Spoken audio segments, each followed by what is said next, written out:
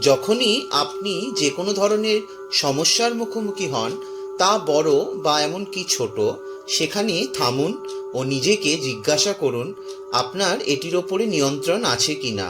যদি উত্তর হয় হ্যাঁ, তবে সেটি ঠিক করুন। তবে আপনি যদি না পারেন, তবে চিন্তা বা স্ট্রেস নেওয়ার কোনো মানে নেই।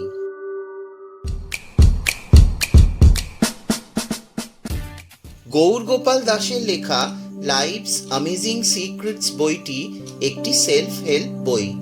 এখানে লেখক বলছেন, আপনাকে জীবনে বড় ছবি দেখতে হবে। আপনি যা মিস করছেন তার চেয়ে আপনার কাছে কি আছে তার দিকে মনোনিবেশ করুন।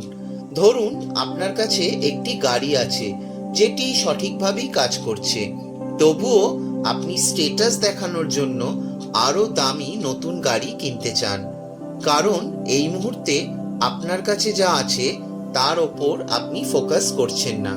আপনি যা নেই তার ওপর ফোকাস করছেন এবং অপ্রয়োজনীয় স্ট্রেস নিচ্ছেন।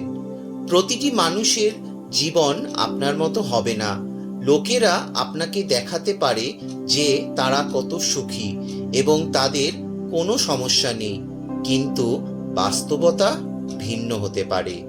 আপনি কি জানেন, শুধুমাত্র আপনি আপনাকে খুশি করতে পারেন। তাই ভালো লাগার জন্য নতুন ফোন, গাড়ি কেনা বা সিনেমা দেখার কোনো প্রয়োজন নেই। কয়েক ঘন্টা একা ব্যয় করুন। আপনি একটি নতুন ফোন কেনার জন্য অর্থ ব্যয় করার চেয়ে বেশি খুশি হবেন। আপনি আপনার নায়ক, তাই অন্য কোথাও সুখ খোঁজার চেষ্টা করবেন না।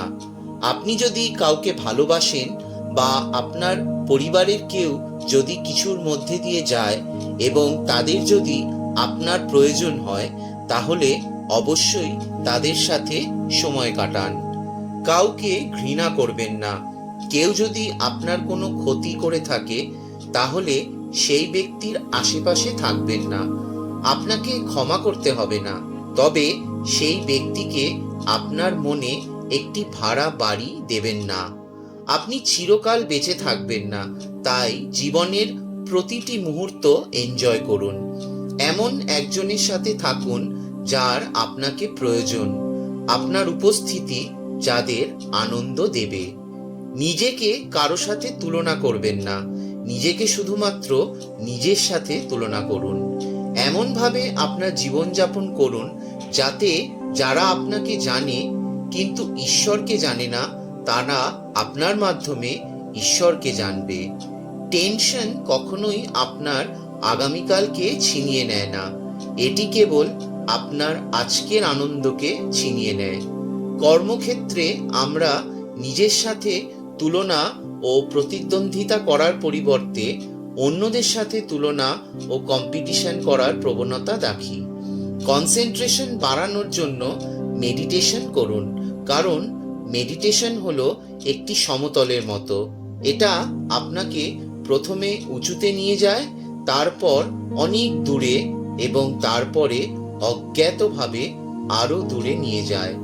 অন্যের দিকে দেখে কষ্ট পাবেন না, কারণ মনে রাখবেন, হাসির পেছনে প্রত্যেকেই ব্যক্তিগত সংগ্রামের মধ্যে দিয়ে যাচ্ছে, যার সম্পর্কে আমরা কিছুই জানি না।